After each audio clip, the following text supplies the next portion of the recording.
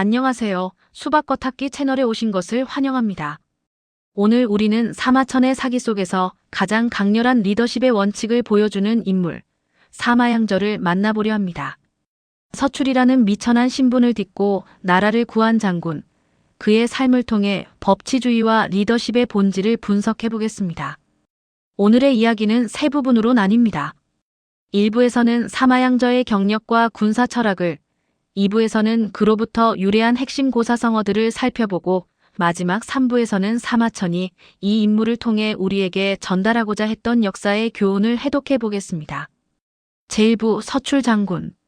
사마양저가 어떻게 위기의 왕국에서 등용되어 자신만의 군사 철학을 펼쳤는지 알아보겠습니다.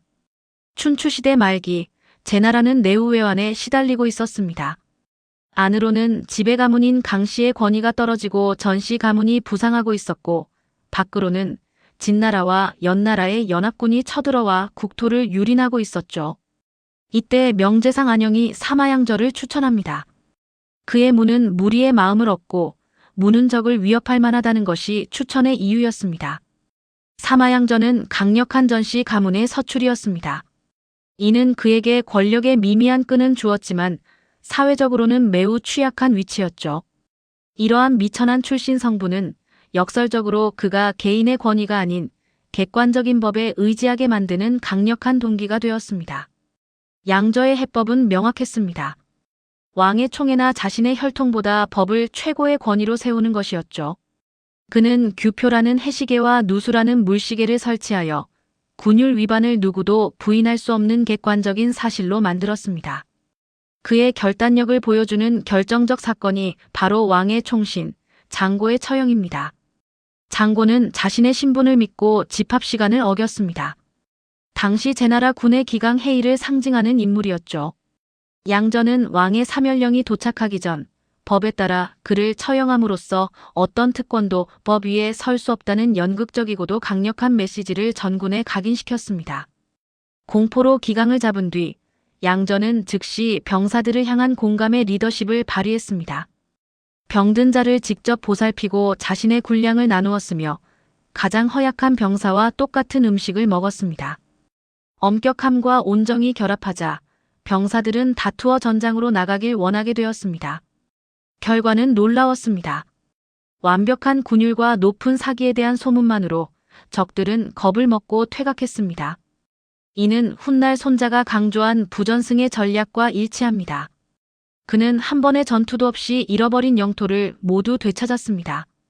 하지만 성공은 몰락을 재촉했습니다. 대사마의 자리에 오른 그를 기존 귀족들이 시기하여 참소했고 변덕스러운 경공은 양저를 파면했습니다. 결국 그는 적의 칼이 아닌 정치적 음모 속에서 화병으로 생을 마감합니다. 참으로 비극적인 영웅의 종말이었죠. 사마양저는 손자 이전의 위대한 군사 사상가였습니다. 그의 유산인 사마법은 제나라 위왕 시절 집대성되었는데 손자병법보다 전쟁의 도덕적, 윤리적 측면을 훨씬 더 강조하는 특징을 가지고 있습니다. 사마법의 첫 장은 어짐을 근본으로 삼는다는 인본으로 시작합니다. 나라가 크더라도 전쟁을 좋아하면 망하고 평안하더라도 전쟁을 잊으면 위태롭다는 그의 유명한 경고는 오늘날에도 유효한 통찰을 제공합니다. 제2부 리더십의 언어. 사마양저 열전에서 유래하여 오늘날까지 쓰이는 고사성어들의 의미를 분석해 보겠습니다. 첫 번째는 군명 유소불수입니다. 장수가 전장에 있을 때는 군주의 명령이라도 받지 않을 수 있다는 뜻이죠. 이는 반역이 아니라 정치적 논리가 아닌 전장의 특수성을 이해하는 전문가로서의 직무 권한을 주장하는 선언이었습니다. 두 번째는 망가망친망신입니다. 명을 받은 날 집을 잊고 군에 임하면 친척을 잊으며 위급한 상황엔 자신을 잊는다는 뜻입니다. 지휘관의 개인적 정체성을 공적 역할에 완전히 종속시킨 극한의 직업 윤리를 상징합니다. 세 번째는 인미언경입니다. 신분이 미천하여 말이 가볍다는 뜻이죠. 양저는 자신의 약점을 비관하는 대신 이를 보완하기 위해 왕의 총신을 감군으로 요청하는 전략적 진단으로 활용했습니다. 그는 뛰어난 군사 전문가이자 정치 사상가였습니다. 마지막으로 일벌백계입니다.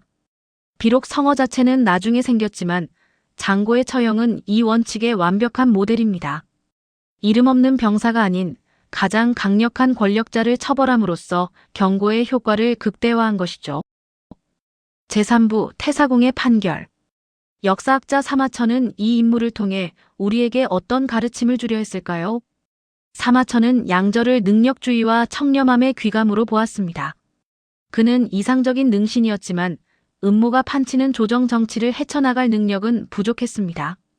결국 부패한 시스템이 정직한 전문가를 어떻게 제거하는지를 보여주는 비극적 사례가 되었습니다. 나약하고 비일관적이었던 제나라 경공은 인재를 보호하지 못했습니다. 또한 오만했던 장고는 특권 의식에 젖어 국가의 위기를 외면했습니다. 이들의 실패는 법과 능력 중심의 새로운 질서가 왜 필요한지를 역설적으로 보여줍니다. 사마천은 더 장기적인 관점을 제시합니다. 유능한 양저를 박해한 구세력의 실패가 전시 가문의 원한을 심었고 이것이 훗날 제나라 왕위 찬탈의 직접적인 동력이 되었다는 것이죠. 왕조는 외부의 적이 아니라 내부의 부패로 인해 무너진다는 사실을 암시합니다. 사마천은 양저의 삶에서 자신의 모습을 보았을지도 모릅니다. 유능했으나 군주에 의해 부당하게 처벌받은 동질감이죠. 그는 역사를 통해 당대에 보상받지 못한 진정한 가치가 후대에는 반드시 기억되어야 한다는 신념을 기록했습니다.